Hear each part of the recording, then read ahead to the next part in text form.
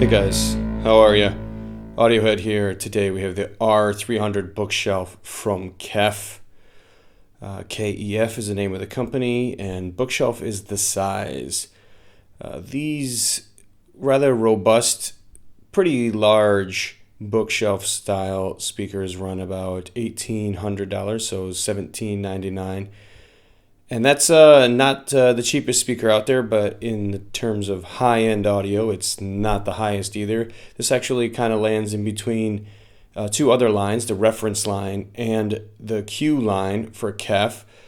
The R line is their mid-tier speaker line, and these also come in variations of floor standards. But the main concept here is it's a three-way design. That being, there is a concentric driver for high and treble called UniQ from KEF, and then a separate three-way bass driver that kind of handles the low end separately. So unlike the LS50, which is a very popular bookshelf style speaker, which only has a single UniQ, this one has a separate driver just for bass. You can adjust the speaker and wire it separately for high frequencies and low frequencies. But for my testing, I basically kept it pretty simple with just the standard hookups as you would with an average stereo. The fit and finish of these loudspeakers is absolutely phenomenal. It's definitely a step up from your average, everyday, inexpensive one. The walnut finish we have here is really nice, very good finish, and it definitely feels like a speaker that you pay $2,000 for. It's upscale, and it's very, very nice construction. And everything about the speaker says, hey, I'm not just the cheapest materials out there in order to make a cheap speaker. It's a high-end speaker. It's a high-end speaker company, and they do a really great job for making their speakers sound great, and as well the construction. There are other speakers out there that cut corners, I think, but this is not the case with the R300. In terms of size, they are kind of large for an actual bookshelf. They are a little on the deep side, at over a foot deep, but they really can still do very well in a kind of studio setting if you have room to get them away from your computer. And also, if you can put them on stands and keep them away from a wall, you'll probably get the best results. If you want to look for an application in terms of just making these guys the mains for your 2-channel or home theater setup, you can definitely do that as well. They're rated down to 50 hertz, so on the low end of things, on the sub side, they do exceptionally well in terms of getting some pretty good depth and punch, especially in that mid-bass area. So for general listening, when you don't need to kind of like subwoofer, you can get it done.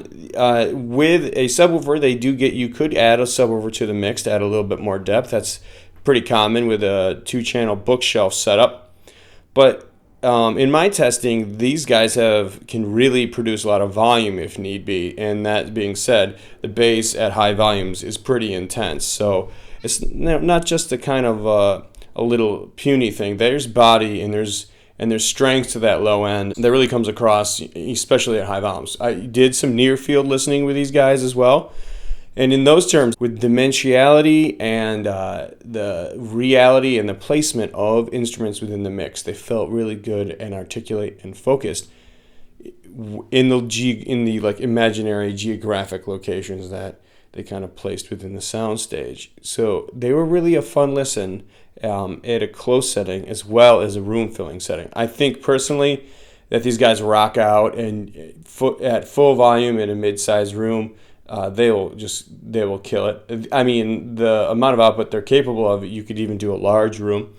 But if you're concerned about size more and you don't want a huge floor standard, that's kind of where the bookshelves really shine. So they're a wonderful little recommendation, I think, for that size if that's kind of where you're looking to go. In terms of overall sound, these loudspeakers feel extremely balanced, and they don't have an emphasis particularly in any one direction. They do offer an exceptional addition with a foam plug that allows you to kind of adjust the bass. So the phone plug, obviously you put it in the back. If it's close to a wall, that's a great chance to put that in there because the bass can get big as it comes out the back through the porthole. But you can also take out the core of the plug and it'll give you another level, another diameter to play with. And in my experience testing these, I actually found that to be quite useful.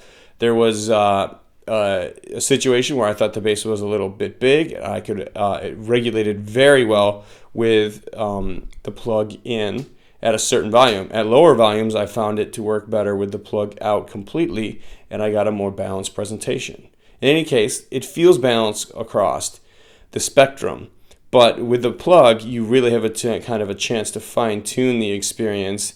And from a varied amount of setups that I tested these out in, it really came in handy. So that's a great little add-on and something to think about while you're adjusting these guys for your stereo in your room. So these are the R300s from KEF, bookshelf style, part of the R line, and it is a great little thing. I highly recommend you guys give these auditions if you're into bookshelves, you're into this size, and the price point isn't too far of a stretch for you. You really start to see, where high fidelity gets a good grip on audio at this point. Higher fidelity is what we're all kind of looking for, I think. So these have a nice extra shelf that kind of break through that barrier and get you to the next level, which is really fun. Thanks for watching.